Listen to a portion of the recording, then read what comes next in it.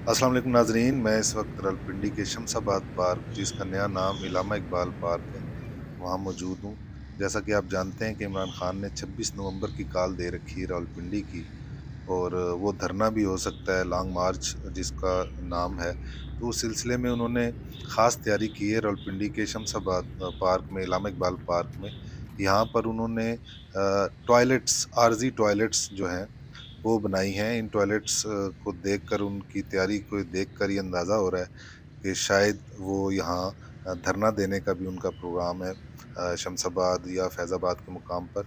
इसलिए इतनी तादाद में ये आरज़ी टॉयलेट्स बनाई गई हैं, और ये तकरीबन 40 के करीब हैं ये टॉयलेट्स जो बनाई गई हैं, और ये बाकायदा फ्लश सिस्टम है अंदर से।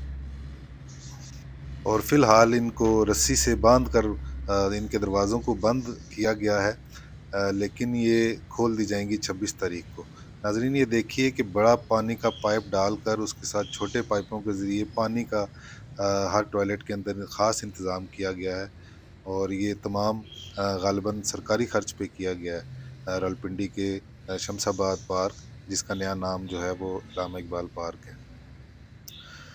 तो नाज़रीन, ये इंतज़ामात किए जा रहे हैं 26 नवंबर को रावलपिंडी में, जो इमरान खान साहब का जो शो है, जो लॉन्ग मार्च है या धरना है या जलसा है, ये तो वक्त ही बताएगा। तो उसके लिए ये रावलपिंडी के शमशाबाद पार्क में टॉयलेट्स जो हैं, बैतुल खला, वो बना दिए गए हैं, और फ्लश सिस्टम वाले बनाए गए हैं, और पानी का इंतज़ाम किया गया है।